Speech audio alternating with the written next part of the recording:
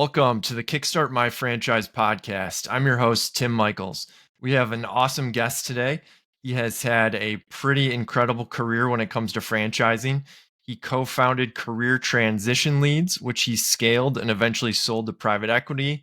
And more recently, he co-founded the Franchise Playbook, which is an incubator of franchise brands, and also founded and is the CEO of Voda Cleaning and Restoration. We're very excited to have Dan Claps with us today. Yeah, Tim, thank you for having me. I'm excited to chat. Awesome. You're obviously in a lot of different things here related to franchising, but I think the main focus for this discussion is Voda Cleaning and Restoration. So maybe you can explain to us what exactly is Voda, what services does it offer? Absolutely. Well, Voda Cleaning and Restoration is really the major player in franchising when it comes to cleaning and restoration opportunity. We're really the first franchise to offer both cleaning, floor cleaning, and restoration within one business model. And so what makes us really unique is people are able to buy a Voda franchise and get two different revenue streams, or really two franchises within one model, where they have the diversity of cleaning carpets and floors, which is a very predictable business model, and then the very lucrative restoration business, which is a need, not a want, a COVID-resistant business, something that insurance pays and has very strong unit economics. And so we're this blended business of cleaning and restoration. That's fantastic. And in terms of growth, like I've seen some pretty exciting things from you guys. Can you maybe just talk a little bit about your growth? Yeah, absolutely. Well, Voda's, between my team and, I wish I was the founder. I'm not smart enough to be the guy that founded it. We actually acquired the business from the founder, Dragon, my business partner. But, what this company was doing since 2009 was creating raving reviews when it came to floor cleaning and restoration, over 2,000 five-star reviews on Google. And so what we did was we took those systems and that really predictable way of delighting customers for floor cleaning and restoration, and we turned it into a national franchise company. And so we started getting franchise candidates in July of this year because we acquired the business in February, rebranded to the Voda branding, which is a really unique looking brand in March, and then started franchising in April. And we started bringing in franchise candidates in July. So since July, as of the time we're recording this, we have 14 franchise partners, 22 territories. Today, I think we'll be at 23 territories and continue to grow pretty quickly. Yeah, that's fantastic growth for just starting in July. So congrats. In terms of the competitive landscape, can you just talk to us a little bit about what that looks like? And I know you already mentioned a little bit about what differentiates Voda, but maybe just elaborate on that a bit further. Yeah, I mean, when people are looking at a franchise opportunity, they need to look at two competitive landscapes and two USPs, right? Unique selling propositions.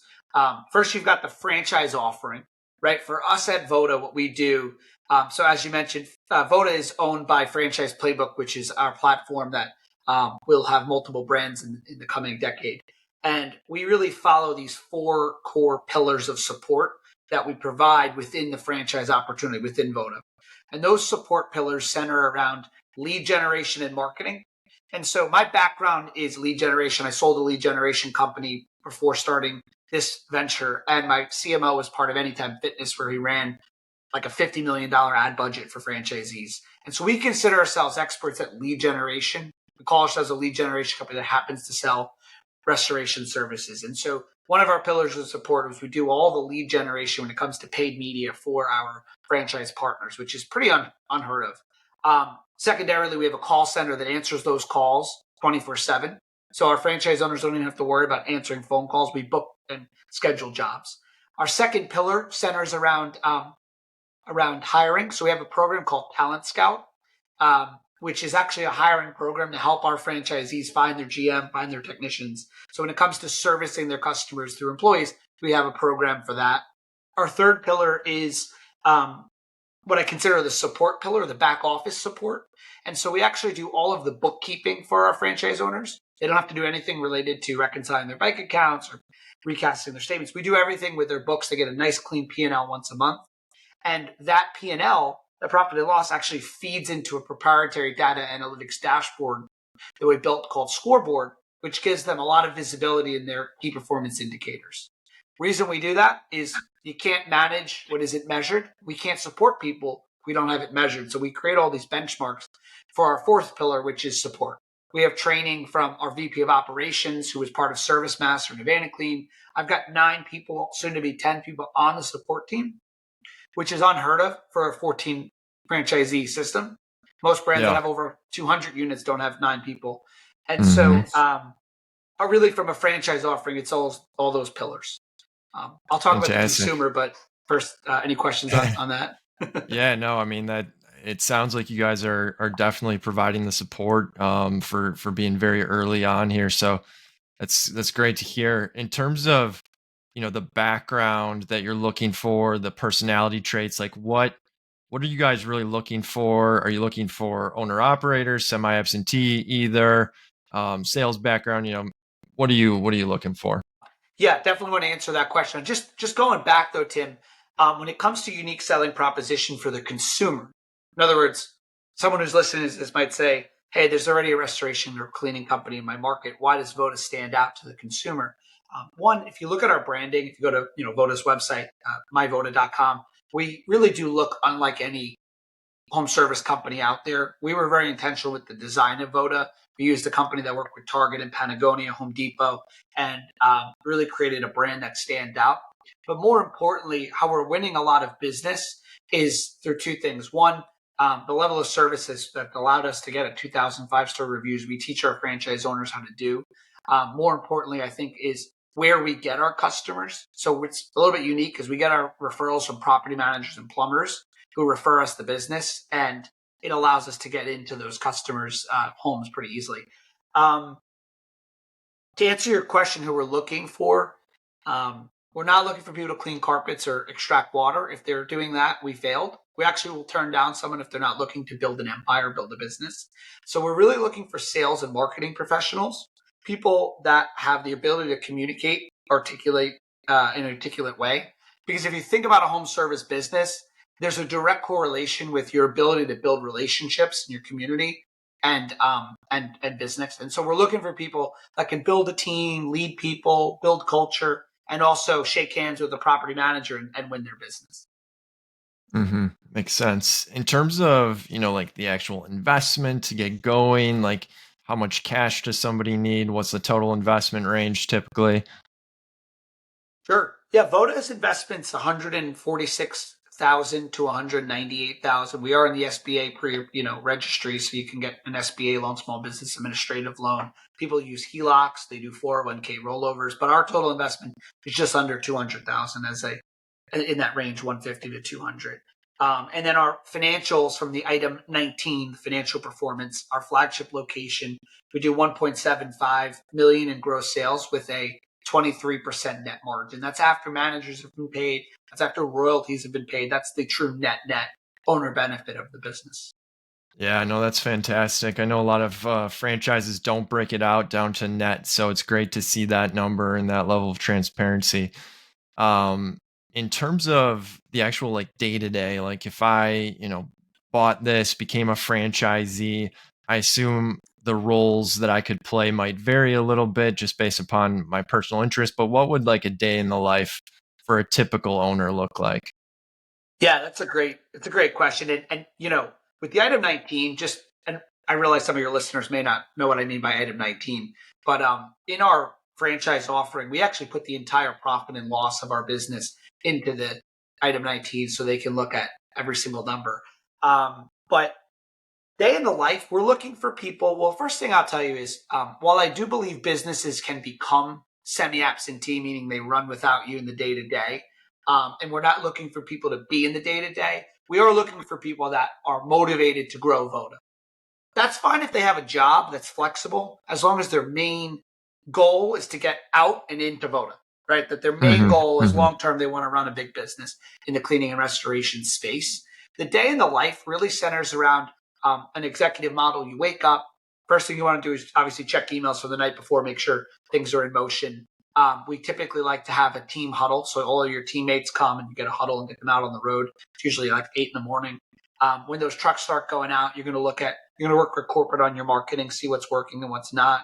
You're going to look at KPIs. You're going to manage your GM, recruit people. And then a lot of the day is going to be getting out there and building relationships with those property managers, plumbers, real estate agents, whether that's a coffee, a work network after work event. You got to be out there building those communal relationships. Makes sense. Do you need any sort of, office or anything, or is this work from home? Like, what's the setup there? The vast majority of our franchise owners start from home and then they'll grow to having a space. But no, you don't need to have an office with Voda. You've already hit on a lot of these, but in terms of the key reasons, like somebody should actually invest and become a franchisee in your brand, like what would you say are the key points? You know, I'm fortunate to have been in franchising for just about a decade. And in that decade, I was able to collect and build a lot of relationships in the industry, which allowed me my expertise is vision, recruiting, strategy, and really, kind of that paving the way forward, seeing into the future and kind of working backwards. And so what I was able to do is recruit an all-star team of franchise executives. We have over 100 years of experience in franchising when you combined all of our different levels of discipline. And so I would say, if you invest in a franchise, whether it's Voda or something else, you're investing in three things. You're investing in the brand. So make sure the brand stands out. That doesn't necessarily mean, when people bought McDonald's in 1950, it wasn't that everybody in America knew about McDonald's. But what they did know is when you saw the golden arches on the side of the road, you would go, "What is that?" Pull over. And then when you went there, the system was really good, the food was great, and you would leave happy as a customer. Voda, maybe, we're not known yet in every market of America. Neither is ServPro. It's a $3 billion company. But most people don't know about restoration companies. That's not what we need. But when they see the Voda truck drive by in their neighborhood, they're going to turn their heads. They're going to say, "What is that?" They're going to call when they need the service. So branding is number one. I think the second thing people are investing when you invest in a franchise is the people. So as I mentioned, there's 9 people on the team. I'll give you a quick summary on them. Um, I'm here. And then you got Zach, our COO and co-founder, who founded a company called KitchenWise, for a home modeling franchise that he sold to a platform called Premium Service Brands. He also is the president of Kitchen Solvers, which is a large 70 location home services brand, where he took the average unit volume from up 166%. So he's a seasoned leader in home services operations.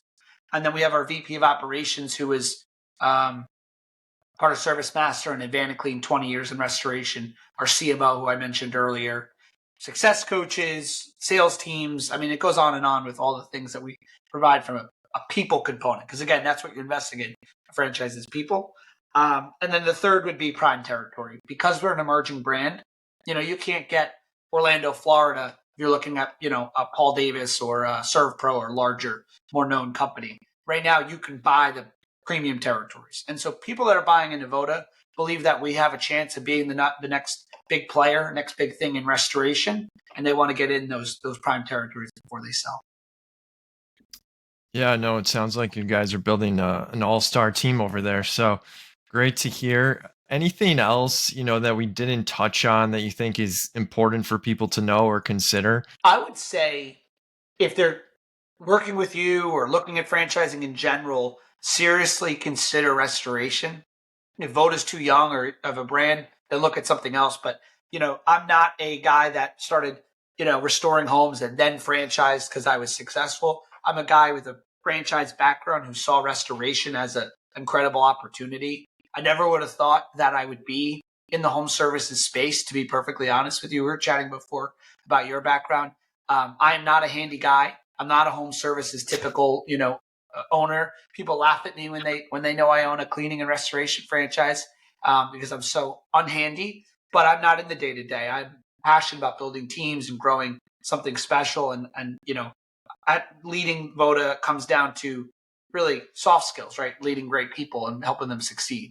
And so if someone's listening to this thinking, "Well, I don't think that's a sexy business or something," seriously consider restoration because the unit economics are just so strong. Yeah, no, tremendous. We'll really appreciate you joining us today, and hopefully people will check you out. Yeah, Tim, this was a fun session. Thanks for having me.